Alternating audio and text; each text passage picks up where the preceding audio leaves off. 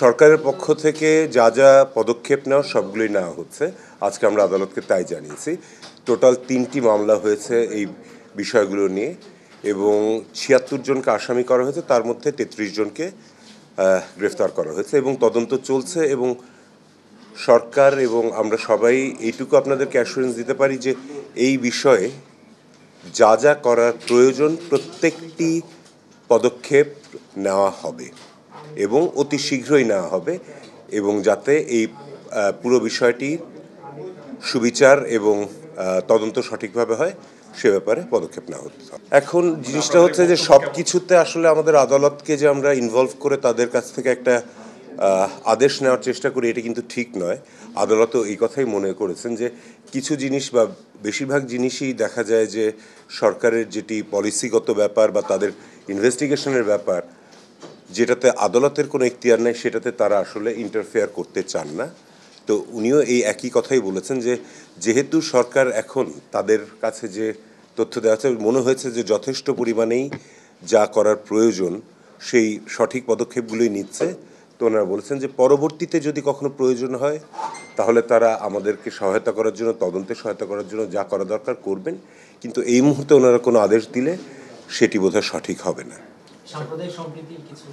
এর সাথে তো এটা বলেছেনই যে বাংলাদেশ এমন একটা দেশ যেখানে আমরা সব ধর্মের সবাই একদম শান্তি সম্প্রীতির মধ্যে থাকি। কারণ আপনারা দেখবেন যে এই চট্টগ্রামের ঘটনাটাতে কিন্তু একটা ওভারটোন ছিল, যেটা দিয়ে হয়তো কোনো একটা দাঙ্গা লাগানোর চেষ্টা। কিন্তু ধন্যবাদ চট্টগ্রামের লোকজনকে বা সবাইকে যে তারা যে পরিমাণ সহনশীলতা দেখিয়েছেন এবং এখনও দেখাচ্ছেন, এবং আমরাও সবাই বাংলাদেশের মুসলমান, হিন্দু, খ্রিস্টান, বৌদ্ধ যারা আছি সবাই একসাথে একটা সাম্প্রদায়িক সম্প্রীতির মধ্যেই সবসময় বড় হয়েছি এবং এখনও সেটা রয়েছে।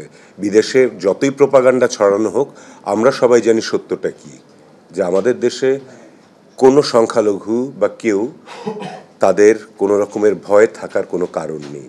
রিপাবলিক টিভিতে কিছু বললেই সেটি সত্য নয়, অবশ্যই স্বাভাবিক। কিন্তু এইখানে জিনিসটা যেটা, যে প্রত্যেককে তো ইন্ডিভিজুয়ালি কেউ নিরাপত্তা দিতে পারবে না, ঠিক আছে?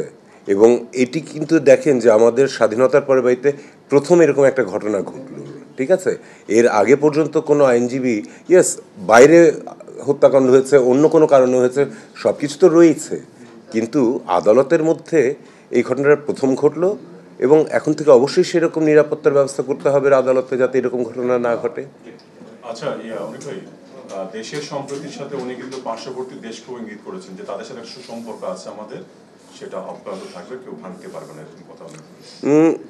এটা তো একটা আসলে কি বলবো, আপনার কূটনৈতিক সম্পর্কের ব্যাপার।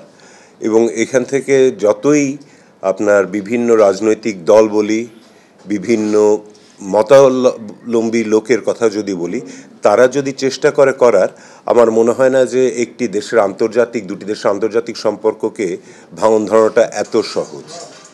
এটা কেউ, আজকে আমি এখানে দাঁড়িয়ে একটা দেশের বিরুদ্ধে কথা বললাম, তার মানে এই নয় যে ওই দেশ আমাদের সাথে কূটনৈতিক সম্পর্ক বা আমাদের বন্ধুত্বপূর্ণ সম্পর্ক ছিন্ন করবে।